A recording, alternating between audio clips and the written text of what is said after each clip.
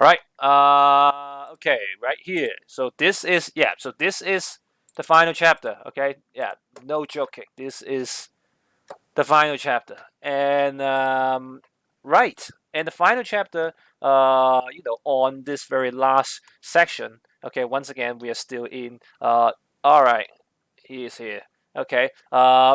In external influences on business activity, right? So we are going to learn something, not really about our business, but the things that will affect our business from the outside world. Okay. All right. It's all right, Matthew. Okay. Yeah. And for the very last chapter, we are going to learn the biggest factor that will affect our businesses. Okay, from the outside. All right. From the outside world, and that is international economy, right? Okay. Well, we all know that. So when you take a look of what's happening right now, okay, it really demonstrates how how our international economy affects all the businesses around the world, especially right now when you are having oil price war, when you are having coronavirus and everything, and they are affecting all kinds of businesses. Okay, and that's why this chapter here we put it in the very last one. Okay, because this is the biggest one. This is the biggest one that will affect the businesses, and yeah, we shall take a look of it, like how they affect us as businesses. Okay, all right, yeah. And so first of all, learning objectives. So we are going to divide this chapter into two parts. Okay, and for the first part, we are going to learn about globalization. Okay. That's why I told you. I told you guys already. They are pretty much very similar to international economics. Okay, so first of all, we are going to learn about globalization. I'm pretty sure you all know about globalization. Maybe PG, no, not PG. I'm a GP. Yeah, has gone through something like this already. But yeah, we are going to talk about it once again. Okay, yeah, globalization. Yeah, that's the most important thing nowadays. Okay, in the modern world. Okay, right? And second of all, we are going to talk about MNC, okay? Yeah, multinational companies, how they affect, uh, the businesses, okay, in the home country and in the host country, okay? Well, we will know what they are, okay? So don't worry about this, okay? So globalization. So first of all, what is globalization? Okay, well, I'm pretty sure you can answer this. It doesn't really matter if you are econ student or not. Okay, so what is it? Based on your understanding, what is globalization?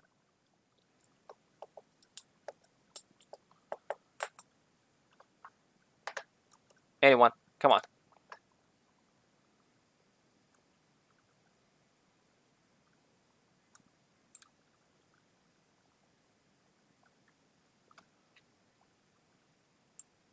Okay. That. Yeah. Right. Yeah. I think Sarah has a very good explanation. Okay, so every time when we are talking about globalization, is always you will always see one of those keywords: interdependency or interconnection. Okay, yeah, those are the key words for globalization. Okay, yeah, so and they connect all the countries together, on this planet, and based on so many different factors, we are become one interdependent individual. Okay, right? And yes, so when you take a look at this, right? So you see here, okay, yeah. So you can see, right? We are affecting each other, based on international trade, cultural exchange, and so many other things that is going on, in the world nowadays. Okay, and this is what we call globalization. Okay, when you walk in the street, okay, and when you check out the girls. Well, bad habits don't learn from me. All right, yeah. Now I'm just saying, okay, yeah. You see, their makeup, okay, nowadays. Well, they are more having like a trending of a Korean style, I guess. I guess. Yeah. So you see here how globalization is affecting each other. Okay. You know what I'm trying to say. So this is what I'm trying to talk about: the cultural exchange. Okay, the cultural exchange, right? Yeah, we are adopting different styles from other countries, right? Well, I don't know what to say, but that is a good example. But just to let you know, okay, that's a bad habit. Don't learn from this, okay? Yeah, do not always check out the girls in the street. All right, that is not cool. Okay, yeah, if you do that, wear sunglasses. Okay, that's my suggestion. Okay, yeah, and you don't move your head. You just move your eyeballs. All right, okay, yeah. So that's the way you won't get busted by your girlfriend. All right? Yeah. Okay. Okay. All right. Okay. All right. Yeah. Let's go to. Hey, come on, come on. Look.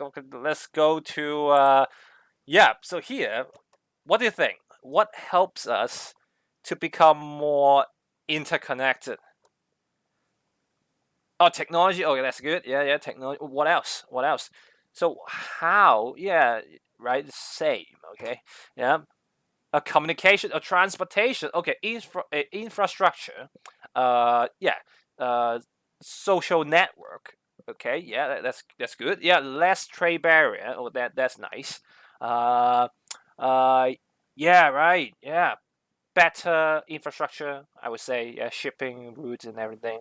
Okay, more open cultures. Yes, right. You guys have, all the right points already. Okay, so that is good. So I can just show you, right, what makes globalization easier. Infrastructures, yeah, you have got all the answers. Better telecommunication methods, transportation systems, right? You got that.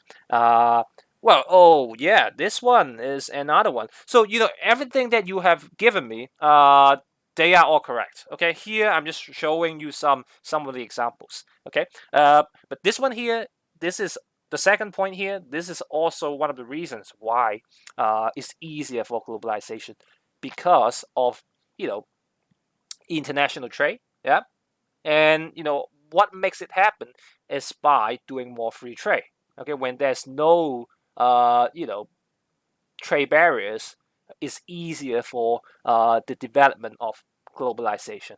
Okay, and also the exchange of different resources like migration, skill migration, and yeah, capital migration, right, etc., etc. That is also a kind of globalization when the resources they are going around the world.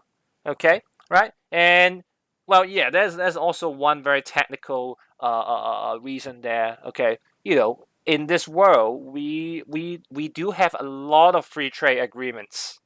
Okay, we do have a lot of free trade agreements, and they facilitate globalization, or they facilitate free trade. Okay, they facilitate free trade, and because free trade is one fundamental element for globalization, and that's why when we have more free trade agreements, there will be more transactions from different countries, and yeah, that promotes globalization. Okay, yeah, you don't need to know the examples of the free trade agreements. Okay, yeah, there are so many of them. Okay, there are so many of them. Okay, you just have to know. Okay, every time when we are talking about free trade agreements, usually we call them a trading bloc. Okay, a trading bloc. So that is a free trade agreement between two countries or a group of countries. Okay, yeah, there's a general term for this, right? A trading bloc. Okay, yeah, so that's all you have to know for that. And once again, the examples that you gave me, they are also valid for the answer. Okay. You mean trading block? Yeah. Please do. Yeah.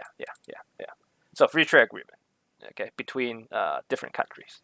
That's trading block. Okay. Yeah. Right. Okay. All right. Yeah.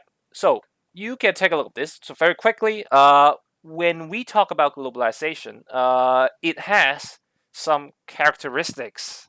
Okay. Right. So when you look at the first one, single global market, what does it mean? What does it mean? Why is that a characteristic of globalization? Yeah, so I'm just going to ask you to explain all of the points. Okay, right. Oh, that's good. Right. No longer there are many domestic markets because we treat the whole world as one market. Okay, right? So when I'm selling my product, I'm not thinking about, hey, yeah, how should I sell it in this local market? I'm thinking about how should I sell this product to the entire world, to all the other countries, right? So that's why globalization basically is one single global market. Okay, and you know. Uh, Yeah, you could say that. You could say that. Okay, when we go to the international perspective, okay, yeah, when we go to that perspective, right, there might be not much geographic segmentation. Okay, when you think about globalization, of course, it depends on the level of globalization, right? If you think about it in a very extreme manner. Okay, so there is a pure globalization, like 100% of globalization. There should be no geographic segmentation. Okay, yeah, right. Okay, yeah, and you see here the second point: global brand recognition. What does it mean? So when you see globalization, you see global brand recognition. What does it mean?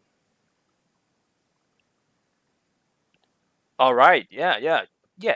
Yes. More brand awareness. For more brand, everyone knows. Yeah. Right. Getting more famous. More people are aware of different brands. You see the things that you're wearing, the stationaries that you are using. They are all from other countries. Okay, possibly, right? And we all know those brands. And because of globalization, right? You know we can enjoy different products from different countries, right? Yeah. So number three, okay, great movement of products, services, people, and money. Well, that point there, okay, that is just the one that we talk about here. Okay. Yeah. The second point. Yeah, what makes globalization easier? Because now if we have globalization, right, we are more able to transfer resources from one place to the other, and that's why, right? So there will be greater movement of products, services. Okay, so you can always enjoy the good meals in McDonald's in Hong Kong, right? Rather than going to the US for that. Okay, so because of globalization, and that's what it is. Okay, yeah, and also the people and the money, right? Money, they are transferring the money from one place to the other, and the people, the skills, they're transferring from one place to the other. So that's what globalization is all about. Okay, yeah, right.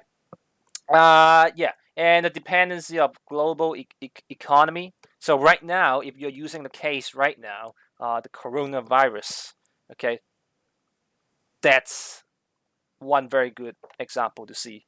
Okay, the dependency on global economy. Okay, when the economy in the U.S. is getting bad, then in Hong Kong or in other countries, you cannot escape from that. Okay, you will be affected as well, because now so many interconnections between different countries. So if one country is collapsing, then the others will collapse as well. It's more like a domino effect. Okay, yeah. Think about all the countries as dominoes, right? Okay, so yeah, and yeah, right. When you see globalization, we always think about international trade. Okay, right? It's because of globalization. That's why we are able to have international trade, right? Okay, and yeah. So when you think about international trade in many different aspects, so you can think about this as well. Okay, the companies, right, operating in a different country, they might operate in your countries now. Okay, because of globalization, so they don't just operate in their domestic environment. They will try to operate in so many different countries. So what do we call those companies when they operate in more than one country? Yeah, MNCs, right? Okay, multinational companies. That's it. Okay, right? So yeah. Okay, so once again, here is one quick definition for you, right? So when you are being asked for the definition of MNC, there you go, right? Companies with operations in more than one country. That's all you need to write. Okay, yeah. And when you look at the picture, we have so many different MNCs in this world. Yeah. So besides the logos that you see in the picture here, can you give me some more examples? MNCs. Okay. So you cannot use the examples from the picture. Okay.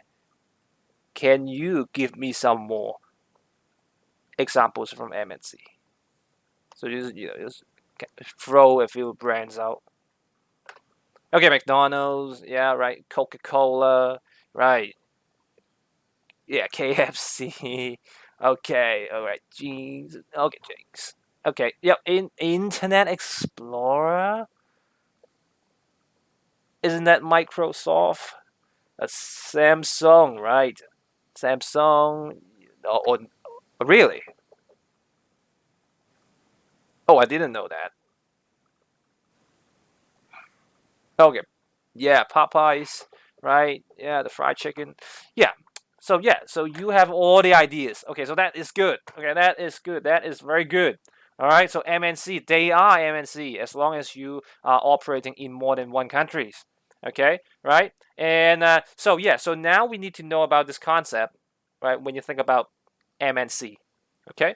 Yeah, you always want to distinguish between the home country and the host countries. Okay. Oh, I'm sorry. Here. Okay. Right. So when you think about MNC, you always want to think about the home country and the host countries. Okay. And the concepts are very simple. Okay. When you talk about home country, it's basically that MNC's headquarters. Okay. Let's say McDonald's. The home country. Where is it? Where is the headquarters of McDonald's? There, where? Come on, just say it. Yeah, USA, right? Okay, so that's the home country of McDonald's, and for host countries, right? So those are the countries when you set up operations, okay, into. All right. So for McDonald's, they have so many operations in different host countries. Okay, in Hong Kong, in China, in Japan, yeah, everywhere around the world. So for those countries, we will call them host countries. Okay, all right, yeah, cool. Is that cool? Easy concept, right? Okay, so yeah, home country and host country. There you go. All right. So always try to use those terms when you are working on the questions about MNC. All right. Okay. Right. Okay. So here, when we think about globalization in general, can you give me some opportunities from globalization? Yeah. So if job growth. Okay. Yes, that's good. Yeah. So more employment, I suppose. More sales. Yeah. Cultural diversity. Okay, that's good. Yeah. Uh, Economic growth. Larger market. Okay. access to more different resources. That's good. Anything more you can talk about when you are trying to write resources? Yeah, increased choices of products for consumers. Okay, so anything else about resources that will give you some opportunities when you have globalization besides more choices, increase competition, so products could be cheaper. Oh, that's good, right? Yeah, because now your market is the entire globe. Okay, and your competition is basically the companies all around the world. Okay, so you will be forced to improve your products, to make them cheaper, to make them having better quality, etc., etc. Okay, and when you have globalization, okay, think about the cost of the resources that you use. They might be cheaper. Okay, because now think about this: if you have globalization, then it will be allowed for the businesses to transfer different resources, okay, around the world, right? So you can actually use some resources that is not in your country. Okay, so let's say Apple is using the labor force in China for the Apple products, and because of that, they can enjoy cheaper cost of production. Okay, so there's another one: can achieve economies of scale quicker by. Yes, that is also true. That is so true, right? When your market has been expanded to the global scale, then your output should be higher. And we know that when your output is getting higher, then you will be able to enjoy economies of scale. Okay, so don't forget to use this development when you are talking about globalization. Okay, because that one is that's one very good point there. All right, so yeah, opportunities, there are so many of them. Okay, so I'm just going to show you the major opportunities that you can see from globalization, right? So yeah, you have everything, okay, basically, right? So that is very good. Okay, so I'm not going to talk about all the points once again because you have them already. But what about the threats? When it comes to globalization, we see so many opportunities in front of us. But what about the threats? What about them? What can you see? Exploitation of natural resources and workers. Yeah, that could be right. That's one good point there. There would be communication barriers. Um, okay, that is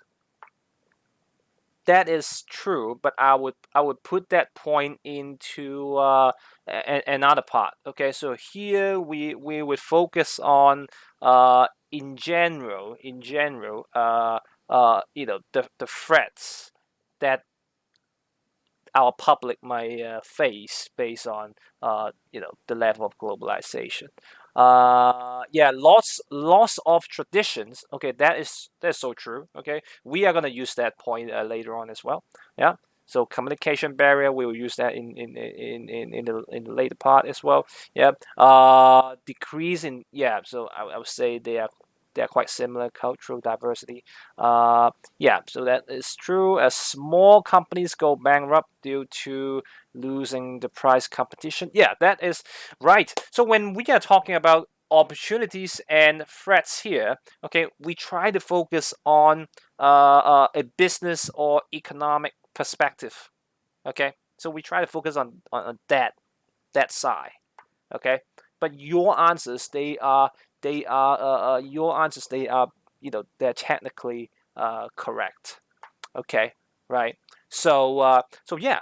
So the big threats about globalization, definitely. Okay, when you think about the local firms, okay, the local firms in your country, when all the international companies they're able to get in, okay, to get into your country, then you see here, in this part you will see competition could be both opportunity and threat.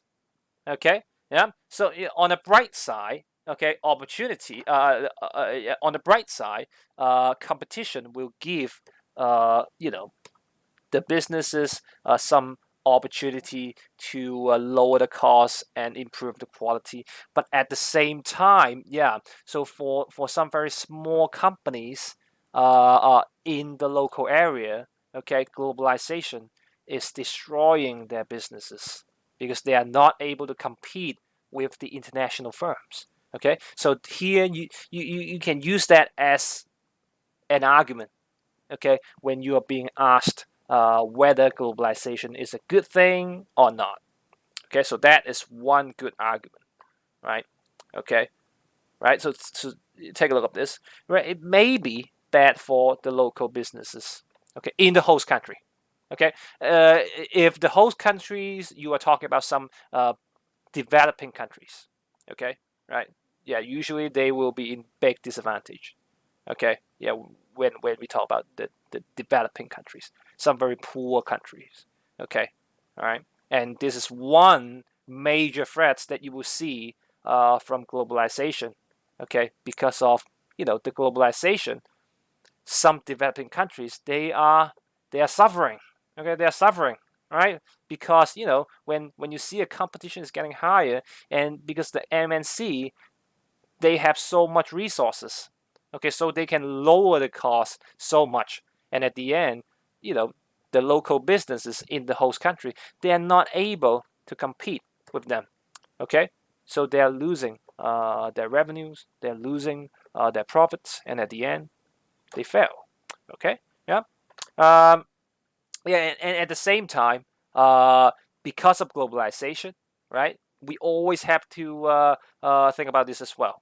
So when we go to an international perspective, so once we go international, we cannot use our currency anymore. Okay, when we are trading with other countries, we have to trade with them using their currencies. Okay, and every day we know that the currency exchange, the value of different currencies, they change every day. Okay, and that really affects. Okay, that really affects your business. Okay, when you are engaging in an international activity. Okay, because you have to use foreign exchange, and when the value of the currencies are changing, you might be bad. Yeah, you might have benefits, or you might suffer a lot. Okay, you might suffer a lot. Okay, so yeah, so exchange rate, that's something we have to consider as well. Okay, when it comes to globalization. All right. Okay. Right. And yeah, yeah. So we can take a look of the opportunities and threats using this perspective as well. Okay, so take a look at this. They're basically the same. Okay, but I just want to show you the concept in a different way. Okay, in case some questions they are trying to ask you to discuss about one stakeholder particularly. Okay, so when you see globalization, okay, you can see some opportunities and threats to the businesses. Okay, to the businesses. All right. Yeah. So to the home country, to the businesses from the home country, okay, to the businesses from the home country, you can see some opportunities and threats. Okay. All right. So here you take a look at this. If you are those companies, if you are, let's say, if you are those MNCs, okay, and there is globalization, right? Of course, there will be increased sales. So we talk about that already. Okay, and you can explain it by saying this. Do you see this? Repatriate earnings back to home country. What does it mean? Anyone can explain this? Repatriation. What does it mean? Yeah, send money back to home country. Okay, right? So yeah, you can make assumptions. So when you are an MNC, okay, and you are operating your businesses in other countries, okay, of course you are earning money from other countries. At the end, what you are going to do about the money you earn from other countries. You will send the money back to your home country. That's the final goal. All right. Okay. Okay. That's the final goal. Okay. All right. So, and technically we will call that repatriation. Okay. Profit repatriation. That's the technical term. All right. But here, okay, yeah, you just have to know. So that's what it is. Okay. They will send the money they earn from the host country back to the home country. So they will be earning more sales and possibly more profits.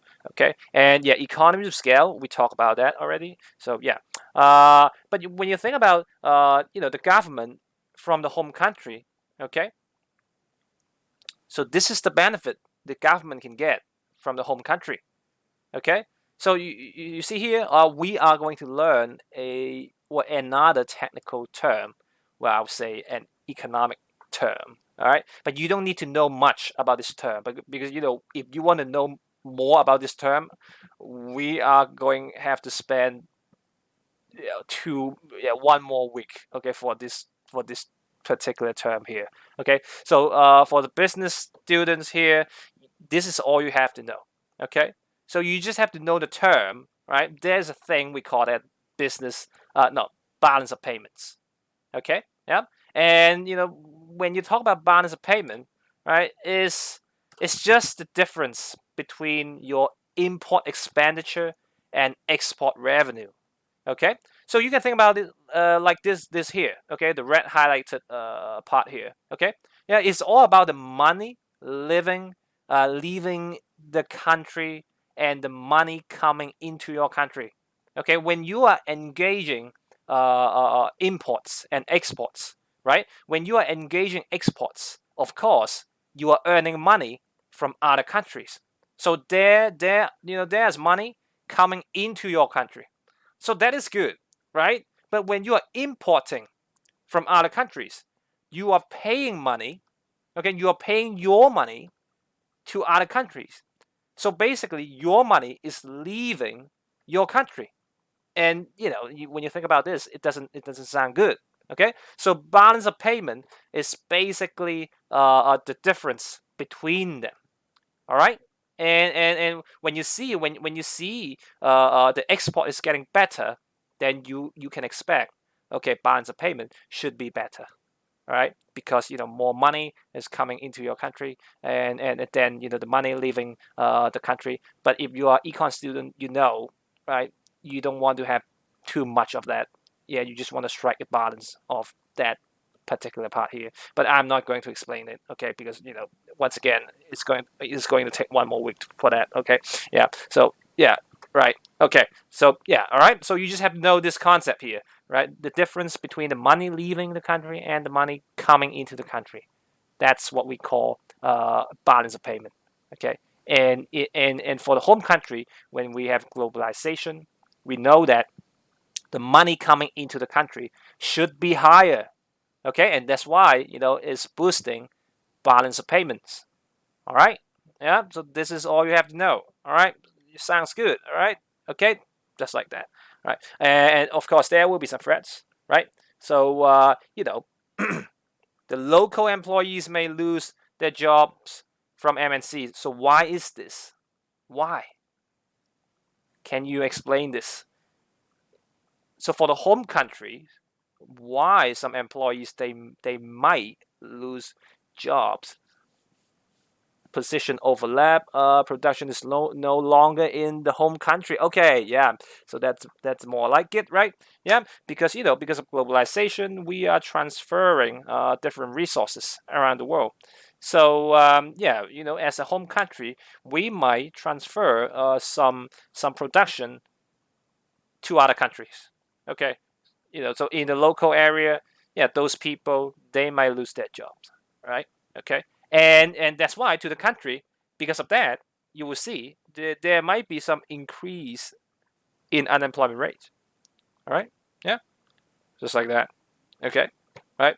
So yeah, they are basically the same, right? But here, you can use another perspective to see how globalization affecting the home countries and the host countries as well. Okay, so here I'm just trying to give you a demonstration, right? How you can develop another perspective for this concept here.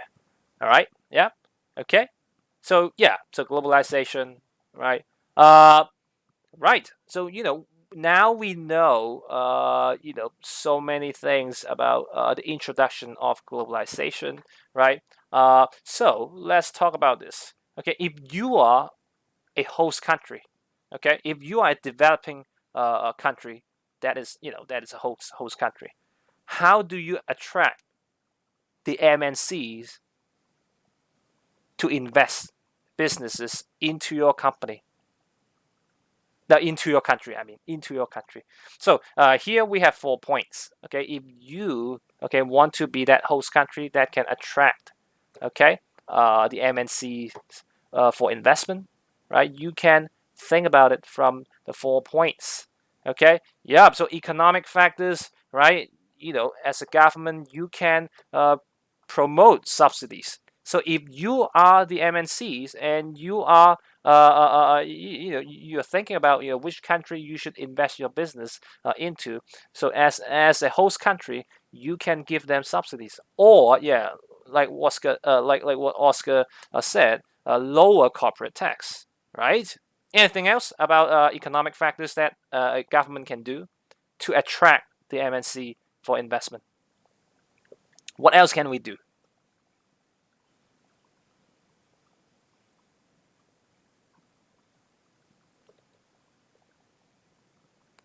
Anything else?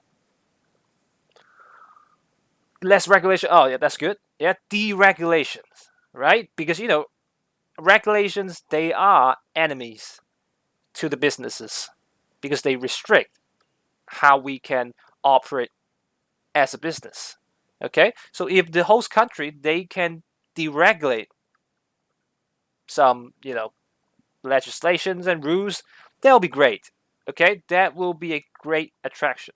Okay, yeah, so that's good. So here, I'm just gonna show you right here. Oh, that's good. Yeah, so tax incentives, yeah, you guys gave me already. Subsidies as well, right? You can talk about subsidies as well, right? And less regulation, I will accept that answer as well. Right, but you also have two more things about foreign currencies. Okay, yep. Yeah. So here, a more stable currency.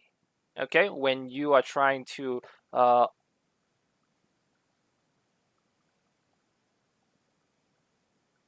so here, little or no restrictions on foreign incentives. So I would say, okay, it's quite similar to the regulations. Okay, so it's more like deregulation here. Okay, it's more like deregulation here. Yeah, yeah, yeah, yeah, yeah. It's more like deregulation here. Okay, so they're basically the same. All right. So here, so just one more thing that you need to know. Okay, if your country can maintain a stable currency, that will help. Okay, because when you have a very fluctuating currency in your country, it might not be good for international trade. Okay, because it creates so much uncertainty for the businesses. Right, sometimes the value is getting way lower, sometimes the value is getting way higher. That creates uncertainty. Okay, yeah, and uncertainty is the biggest enemy to both consumers and businesses, and that's why we need to maintain the currency in a stable position. All right, so people, they will be happy to invest money into your country for operating their businesses. Right. Okay. Okay. So what about the second point? The social and political factors. What can we do about it? So what can we do from the second point? Okay, yeah, less racism. Yeah, that's true. Yeah, that's true. Wait, more bribing?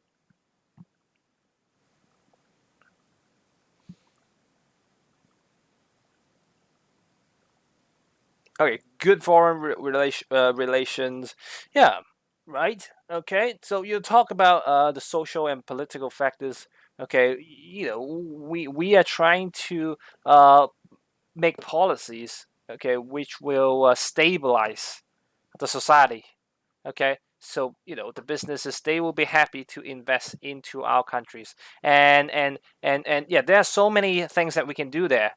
And yeah, possibly, okay, your points, they are all valid for this one here, this factor here. But here I'm just going to show you some of mine examples here, right? So yeah, this one is quite vague, but in a case like this, you don't need to make it too specific. Okay, so a stable political environment, right? So you have good legal system, right? Okay, yeah, less corruption. That might be good for the countries to attract businesses from from other countries. Okay, right? Uh, yeah, and also take a look at the second one.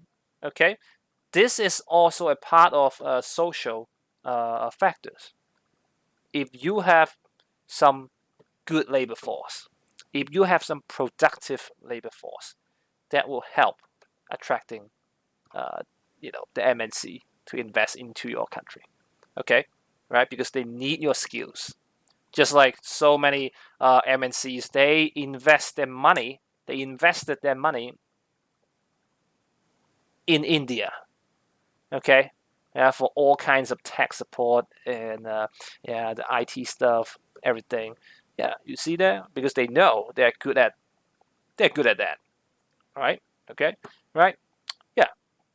And that's number two. And number three, well, we all know that infrastructure, okay, right? All the transportation and the telecommunication, everything. Yeah. So here, right? Yeah, you know that already. And operational factors, right? Okay. So here, they're talking about the cost of different resources. Okay, cost of the factors of production, right? So here, just give you some examples like low cost of land, right? Low cost of labor, okay, low cost of material, or there's sufficient supply of raw material, etc., etc. Okay, all right. So yeah, they will all help a host country to attract MNC into their country. Okay, all right, yeah. So that's what you have to know. Okay, yep, right. And yeah, of course, you want to see the opposite of this. Okay, the opposite of this. So here, this is how we can attract MNC to invest their money into our country if we are the host country. But we also need to know, why some host countries, they cannot create a good environment for globalization. Can you just give me a few points here? Well, they can be just the opposite of, yeah, they can be just the opposite of the slide before. All right. So it really depends on how the question asked you. Okay. Right. So here, I think you know what to do. But I'm just going to show you some more points, okay, for your own reference. So here, take a look at this. Take a look at this. Yeah. So from 1 to 9, okay, they are all, right, the factors why some host countries, they are not able to attract the MNC. Okay, right? Yeah, talking about the shortage of labor, yeah, lack of information about the local market. Okay, so if there's not much information about your market, yeah, you will see. All right, you see there is a difficulty. Okay, uh,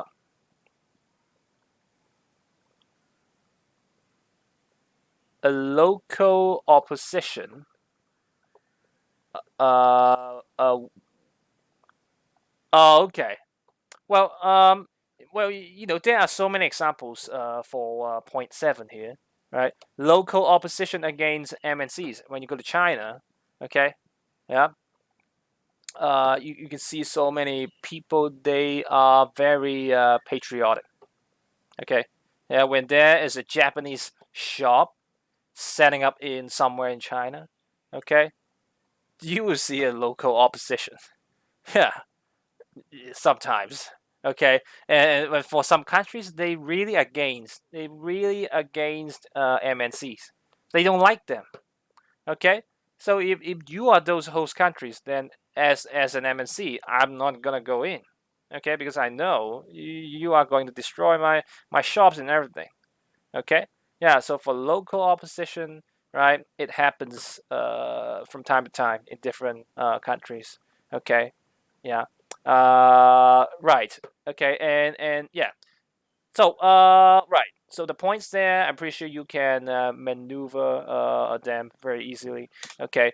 But when you focus on problem 2, 3, and 4, okay, how do you solve the problem if you are the MNC and you see, oh, market research? Oh, that's good. That's one. That's one method that you can do. Can you give me some more methods? So when you see there is a host country that you want to invest into, but you see the problems of 2, 3, and 4. So what can you do about it? Besides making more market research, yeah, that might work. There's also one thing that you can do that we have learned that already. When you face those problems, agencies, okay, yeah, that is also true. Yeah, agencies, okay, yes. And well, let's say there's also one more method that you can use. How do you improve, yeah, you know the problems there? There is a form of business that you could get yourself into in order to improve the problems. Yeah, joint venture, right? Okay, so market research or using agencies for your distribution or forming a joint venture, that might help. Okay, all right, yeah. So from here, yeah, don't forget, okay, the things that you have learned throughout the entire syllabus, they might help. They might help sometimes for your evaluation question or your discussion questions. Okay, so when you are revising your chapters, always think about the points that you have learned from other chapters and see if they are able to be incorporated into one particular concept or chapter. Okay, all right, yeah, because you can see there are some connections between them. All right. Okay. Yeah. So they are the points. All right. Why some host countries they may not be able to attract MNCs into the countries, right? Uh, yeah. So here, well, you can see, okay, from here, it's basically the same as what we have done a few slides before.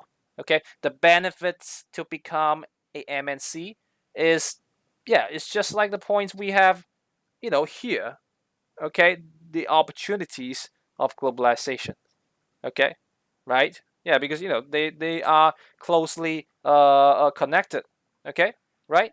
And that's why I'm not going to go through this yeah in detail, because you can see they're basically the same, right? Yeah, easy access to raw materials, lower cost of labor, economies of scale, access to bigger markets. You have given me all the answers already. Okay, lower production costs, yes, and well, for number 6, well, I think I'm going to talk about number 6. Okay, for number 6, premium pricing. So, why do you think that if you are a MNC, you are able to set premium pricing to the host country?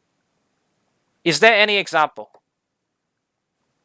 Okay, yeah, yeah. So I would accept both of the answers.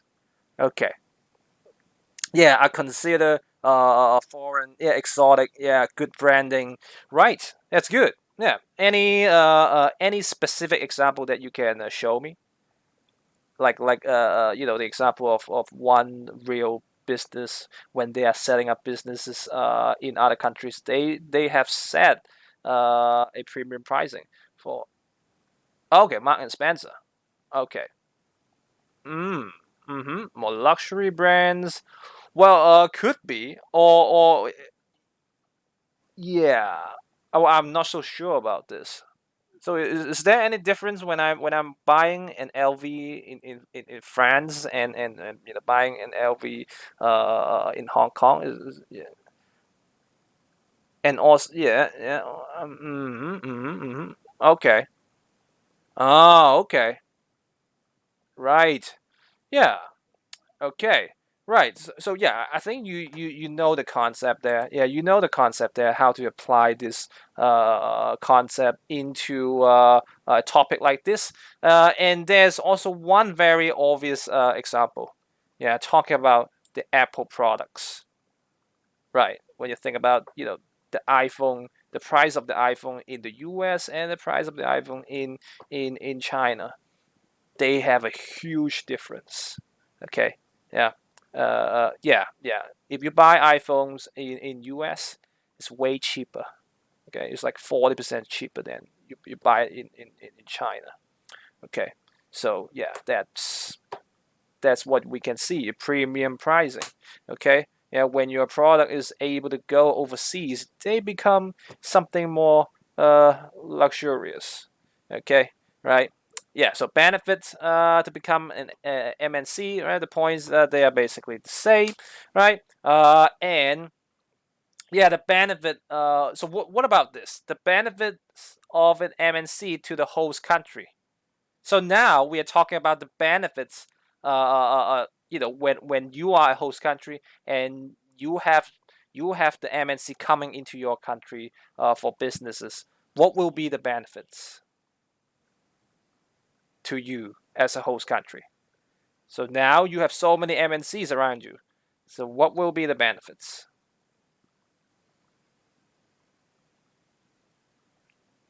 Yeah, employment. Yeah, that's for sure. Yeah, more employment, more investment, knowledge exchange. That is good. Yeah, right. Benefits of globalization. Yeah, but here I would prefer some more specific answers, like more choices, blah blah blah, right? Okay. Yeah, but for employment, investment, and knowledge exchange, they are some very good specific benefits that we can see. Okay, in the host countries when there are so many MNCs investing into the countries. Increase competition to make local businesses more efficient. Yeah, you can argue that point as well. Yeah. So yeah, you can see, right, all the slices here, they are quite similar. They are quite similar. I would say sometimes they are repetitive. So yeah. As long as you understand the concept of globalization, you will be able to make all the points. Okay, for MNCs or or globalization, right? Yeah. So here, right? So take a look at this. Okay. Yeah. Once again, more choices. Okay, for the host countries because now we have so many MNCs around us. So we have more choices of quality goods, right? And well, the second one, okay, that might help as well, right? Because your reputation is based on how many MNCs they have invested their businesses into your country, and yeah, that will affect your country's reputation, right? So in the long run, it will affect the level of investment into your country, right? Employment for sure. Knowledge sharing, right? We have got them already. Yeah, and don't forget more tax revenue because when they are earning money in our country, we have to tax them, okay, for all the profit that they made. Okay, so as a government, we are able to earn more tax revenue and we can use the tax revenue back to our society. Okay, right? So the government spending, still remember from fiscal policy? Yeah, here, fiscal policy, more tax revenue, so we have more money going back to the society, and that will help the society to become better. Well, yeah, to improve people's well-being, etc., etc. Okay, right? And number six, well, bonds of payment once again. Okay, well, that's arguable. That's arguable. All right, so I think I'm going to cross this out. Okay, yeah, because I don't want to make any confusion. Right, I'm just gonna cross this out. Yeah, it's a very tricky concept there, so I just don't want to. Well, it really depends. It really depends when you think about balance of payment. Okay, when there are so many MNCs coming into your country, and yes, there are so many factors affecting the imports and exports. So I just don't want to get you guys confused.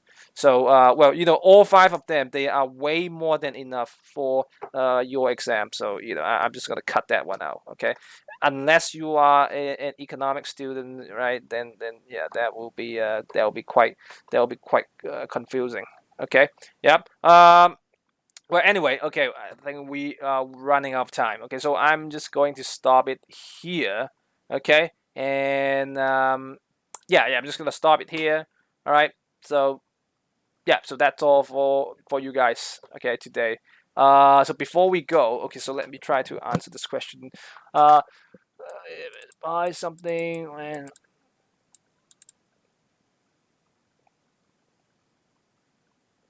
Oh yeah. Yeah, that's true. Oh, that's true. So if an MNC, they're operating in the host country and they're buying, like, let's say, raw material from other countries, that that is also a kind of import. So that will create a higher deficit as well. Okay. So yeah. So that's why it's a very complicated situation there. So yeah, that's why you see I cross that out. Okay. Yeah. All right. That's all, guys. Okay. That's all, guys. Okay. Yeah. I'll see you guys on Friday. Okay. Yeah. All right. Bye, guys. Bye. Bye. Bye. Bye. Bye. Bye. Bye.